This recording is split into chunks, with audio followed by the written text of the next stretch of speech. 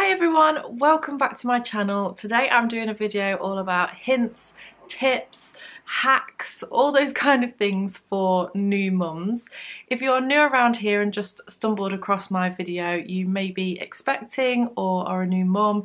Either way, congratulations. My name is Sarah-Jayne. I have a little girl who is 14.5 weeks old and she is our first baby. So the last 14.5 weeks have really been a huge learning curve for both of us, and I wanted to share the things that I'd learned with you today. So the first tip I want to give is talk to other mums. Whether you go to playgroups and classes or it's online, it's really good to mix with other mums with babies similar to your age. I realise that sometimes it might be hard for you to get out and about, so definitely go online. I took Ella to her first playgroup when she was about 4 weeks old. I felt quite rough after I'd had Ella because I did lose quite a lot of blood. So 4 weeks was about the right time for me to start going to a playgroup, but that might be too early for some people. You know, just take it as it comes for you. But getting to those playgroups and chatting to other mums I found really beneficial and reassuring. And equally, if you can't get out the house, then online chat rooms and support groups are excellent. I would recommend the Channel Mum support groups. They have lots of different categories in there. Really good advice for not only new mums but mums who have 1, 2, 3 or more kids, but just a really nice place to go and ask questions about everyday life, whether it be about motherhood or it could be something to do with vlogging, for example. The reason why I like these support groups so much is because they're staffed by experts, which I think has a really nice unique twist to it. So make sure that you go along and check them out. I'm going to leave a link in the description box below for you because I think it's really important to have something like that you can reach out to, so people that you can reach out to. Being a mum or a new mum can actually feel quite isolating, so it's really important to know that you are not alone. So the next tip is about breastfeeding. Now, I breastfed Ella for about 3.5 weeks and then I had a few problems and ended up having to go to bottle. But in that short time, I found it really quite difficult to breastfeed at times because you have to do so much. I mean, it can feel quite awkward at first to make sure that she's comfortable, that you're comfortable, or he. She or he is comfortable, you're comfortable, you're trying to make sure that they're latching on properly, you're also trying to lift your top up, and it just can be really quite awkward. As well as, you know, trying not to flash to everybody around you. But what I found really helpful is these snap bracelets. So what I would do is when I lifted up my top, I would take this snap bracelet and put it around the top just to hold it into place.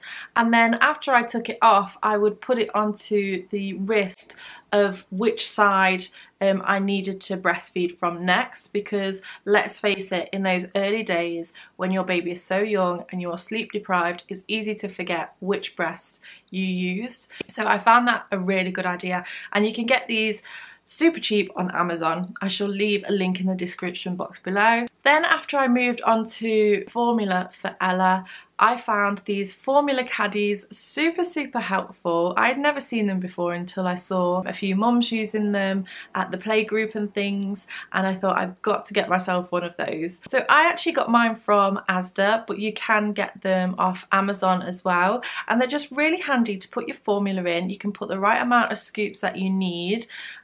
There's generally 3 compartments in them, and then when you're ready to make up your formula, if you're out and about, you can just pour it into your bottle from there. I actually found it quite a tough transition to go from breastfeeding to bottle feeding, because I was so dead set on breastfeeding when I first had Ella that I didn't really do much research on bottle feeding. So if you do want a separate video on that, let me know in the comments below and I shall certainly put something together for you. So the next tip or tips are all to do with nappy changing. Okay, so when you have a baby, nappy changing can be quite a daunting task. I had never changed a nappy before in my life, unless you count tiny tears when I was like 7 years old. But yeah, I had never changed a nappy on a real life human baby, so it kind of felt a little bit awkward to me at first. You know, you can take the nappy off, the poo can go everywhere, the wee can go everywhere. So here's a few tips of what I found really worked for me. So before you take the nappy off, what you want to do is take a clean nappy and slide it underneath the nappy that's already on. That way, when you take the old nappy off, you can wipe away anything that you need to wipe away, and when you take away that nappy, the fresh one is already there. That really helps if your baby accidentally wheezes as your mid nappy change, and it stops the wee going all the way up the back. I know, this is a really pretty subject, isn't it? When your baby is first born, they will have a clip on their umbilical cord, and this can get in the way of the nappy. So you can actually cut the nappy just underneath where the belly button is, or you can just fold over the top of the nappy and it just stops it pulling on the umbilical cord. You also want to make sure that the tabs on the side of the nappy round where the legs go are pulled outwards, because that can help stop some poo-namis, some poo explosions. So make sure that you pull those out. So mentioning poo-namis, that actually brings me on to my next tip. It's inevitable that your baby is going to have a leakage, and it's going to go all over up their back, and you're thinking, how on earth am I going to get their clothes off? It actually really surprises me how many people still don't know this, but a lot of your baby's clothes are designed to actually come downwards as well as over the top. So it's perfect for those situations where you think, how am I possibly going to get this baby vest off over their head without getting poo all over them? And you can just take the tabs which are on the top of the vest and pull them down over your baby, and you get minimal poo everywhere. One more thing to mention about the clothing is that baby poo can stain the clothes, so if they're not washed straight away, they can be left with like a yellow stain on them. The perfect thing for them is to put them outside on a sunny day, and the sun actually bleaches the stains out. Sorry for saying poo 1,000 times. I often dress Ella in tops and trousers, and I like to put socks on her. I tend to stay away from like shoes because they just come off. They're not practical at all for babies, but socks are a thing that she wears every day. I actually lose my husband's socks all the time. One seems to go missing, so these teeny tiny socks can get eaten up by the washing machine and just go anywhere. So I really recommend these mesh wash bags, just to put your baby's tights and socks in there, and it just helps keep them all together. You can just simply pop them in there, put it in the washing machine, and then after it's washed you can take it out and put it in the tumble dryer if you want to. But it's just a super easy way of keeping them all together and not losing them. So at some point you are probably going to have to give your baby some medicine, and quite often these medicines come with syringes, which they really don't seem to like. So I found a really good way to administer these medicines to your baby is to actually put the syringe in the bottle teat or bottle nipple, whichever you call it, and it helps them take it better because they're a bit more used to actually taking milk either from your nipple or from the bottle. One thing every new mum wants to know about is how to get the baby to sleep. So it's really important to remember that babies will naturally wake up because they're hungry. They aren't designed really to sleep that well within the first few months of life, just because they're not on a night and day schedule like we are. But what I would suggest is when you first have your baby, obviously if they want to sleep on you, that's fine, but when you start putting them down to sleep, I would make sure that they are sleepy but still awake, because this will actually start teaching your baby how to fall asleep on their own. I did this a lot with Ella without really realising what I was doing, to be honest, and she is actually really good at getting herself to sleep. I don't particularly have to soothe her or rock her, but she is really good at falling to sleep on her own. And if you can get into that habit right from the very beginning, I think that it really helps them. Obviously with things like sleep training, you need to be leaving that till much later, so 4 to 6 months. And not everybody agrees with sleep training, to be honest with you, but just simple things like that is letting your baby fall to sleep on their own will benefit you in the long run. And if you put them down and they start crying, just pick them up back up again. You can never give your baby too much love when they're newborn, or ever for that matter. Another tip is to just give yourself time. I remember when Ella was born, I really felt like I needed to get into a routine. I wanted to get back to work because being self-employed for the most part, I had to, or I certainly felt like I needed to get back to work.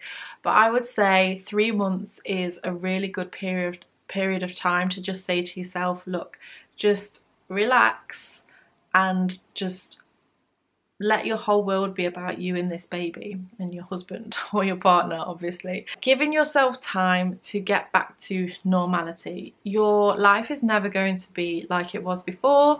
It's going to be different. It's going to be better in some ways, and it's probably going to be frustrating in some ways as well. I mean, getting used to a new way of life can take a little bit of practice. So 3 months is a really good period of time just to give yourself some slack. Don't be too hard on yourself. Don't feel like you have to do everything. Just take each day as it comes. And my last tip, which is probably one of the most important ones, is trust your gut. When you have a baby, in fact, when you get pregnant and tell people that you are pregnant, you will get so many opinions from all over. And some of those opinions are really good and welcomed, and some of those opinions are things that you haven't even asked for, but people want to tell you anyway. If you don't agree with what somebody is telling you, just, you know, take it on the chin and, you know, listen to them. They will probably think that you are going to follow every single thing that they have said, but ultimately you have got to follow your gut. You are the baby's mother, and you know what's best for your baby. So make sure that you're not being pressured into anything. Make sure that you're not following the guidelines too strictly if it's not working for your baby. Obviously they are guidelines, they're steering you in the right direction. It doesn't mean you need to follow them to the letter. But do your research, chat with people, chat with other mums, listen to advice. You don't have to take every single bit of advice. But yeah, you've got to trust your gut. You really have, because every baby's different, every mother's different, and you've got to be comfortable with the decisions that you're making. So there you go. They are my hints, tips, hacks for new mums. I really hope that you've enjoyed them. If you do have any hints or tips of your own, please leave them in the comments section below. I would love to read them, and I'm sure other people would too. Thank you so much for watching. If you did like this video, then make sure you give me a thumbs up. Subscribe to keep up to date with all of my latest videos. You can also click that bell button to be notified of when my new videos are published. But thank you so much for watching, and I shall see you again next time. Bye! That was actually great timing because Ella's just woken up from her nap.